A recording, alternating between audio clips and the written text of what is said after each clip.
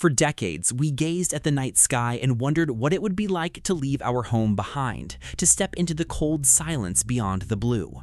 And now, Artemis II has done it. 4 humans, brave and fragile, were hurled 248,500 miles into the void, carried by fire, engineering, and an unyielding desire to touch the unknown. The world cheered, we celebrated courage, intelligence, and progress, but amid our applause, we have allowed ourselves to forget the price. The moon is not a friend. It does not welcome visitors with soft light or gentle winds. Its surface is a barren wasteland, stripped of air, stripped of comfort, stripped of life. The ground is not soft. It is jagged shards of glassy rock that pierce anything they touch. Apollo astronauts learned this the hard way. The dust clung to their suits, crept into their machines, and when inhaled, it would slowly, relentlessly suffocate them from within. There is no cure, no antidote, no mercy. And the dust is only the beginning. Step into sunlight and the heat scorches at 248 degrees Fahrenheit. Step into shadow, into the black depths of a crater, and you plunge to -214. There is no atmosphere to soften the extremes, no wind to carry away the pain. The moon does not fight you, it simply exists in its own indifferent brutality. For 4 billion years, it has been bathed in cosmic radiation, silent, unchanging, eternal. And yet, we dared to go back. Artemis is a modern echo of Apollo, a reminder that humans have always been drawn to the impossible. Half a century ago, astronauts walked this same desolate rock, knowing every step could be their last. The lunar module that carried them was thinner than a soda can, a fragile shell between life and the freezing, crushing emptiness of space. Every heartbeat was a gamble, every movement a dance with oblivion. There is a certain beauty in this danger, a truth, because standing on the moon is more than science or glory. It is a mirror reflecting our ambition, our fragility, our audacity. It reminds us that life is fleeting, that our planet is rare and precious, that even the most brilliant humans are mere guests in an uncaring universe. And in that reflection lies something profound. The moon is not only a graveyard, it is a teacher. It shows us what it means to take risks, to dream beyond what seems safe, to push against the limits of what we know. Every step on its surface is a testament to human curiosity, stubbornness, and hope.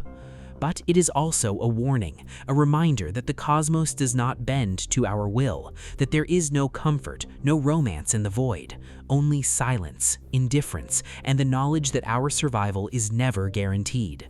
The moon strips away illusions, leaving only the raw truth. We are small, fragile, and finite, and yet, somehow, we persist. Out in the endless black between Earth and the moon, tiny meteorites streak through space at speeds no human mind can easily grasp.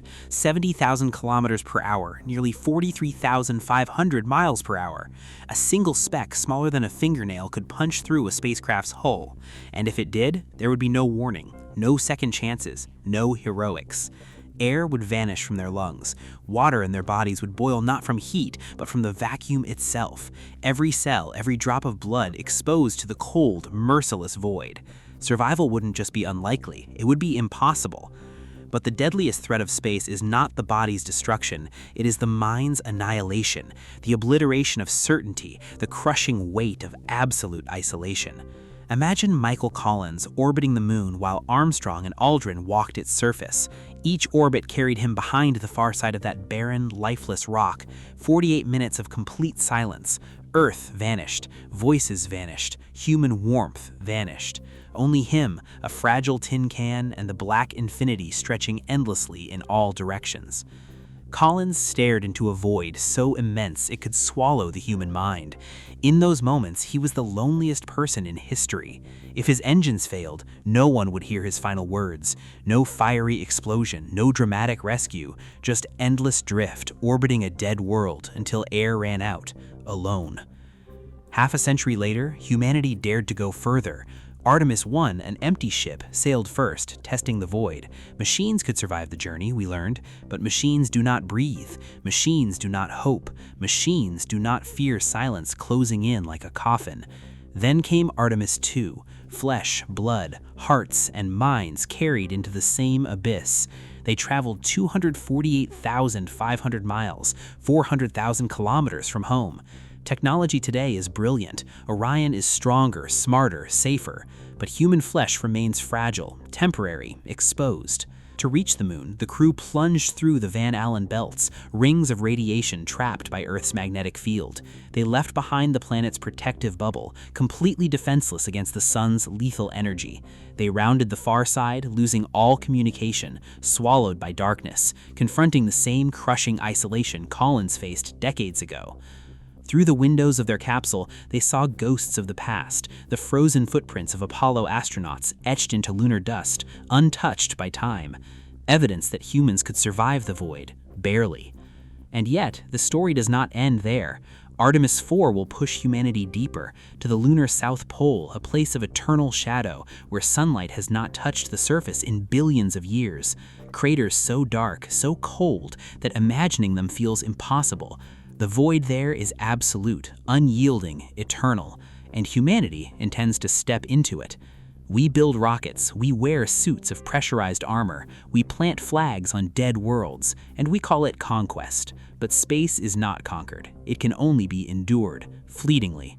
For brief moments, we push back against the infinite, and in those moments, we feel alive, but acutely aware of how fragile we truly are. From Apollo to Artemis, the truth remains: we are creatures of water and bone, dangling over a cosmic abyss, suspended between survival and annihilation. The universe does not bend to our will. It does not welcome us. It does not even notice if we live or die. And yet, we keep reaching, because in that struggle against the void, against mortality, against indifference, there is meaning. Standing on the edge of the moon, or simply orbiting it, we confront our fragility and our ambition at the same time. We discover what it truly means to be human, vulnerable, alone, yet daring to dream. We reach not because we are safe, not because success is guaranteed, but because the alternative, never daring, never looking up, is unthinkable. The moon is silent, cold, indifferent, and yet it mirrors back our courage, our hope, and our stubbornness to keep trying, to keep exploring, to keep living fully. From the tiniest meteorite to the infinite black beyond, space reminds us of who we are: small, fragile, alone. And yet, against all odds, we reach, we explore, we dream. And in that relentless pursuit, in that choice to face the void, we find our greatest triumph, not in conquering the universe, but in daring to stand against it at all. Now it's your turn. Look up. Ask yourself what you will dare to do, what risks you will take, what dreams you refuse to let go of. The universe does not wait. It does not care. But you, yes, you have the power to reach beyond your own limits, to push into the unknown, and to leave your mark on the world. Step into the void, face the unknown, and if this journey inspired you, like, subscribe, and join us as we explore the impossible together.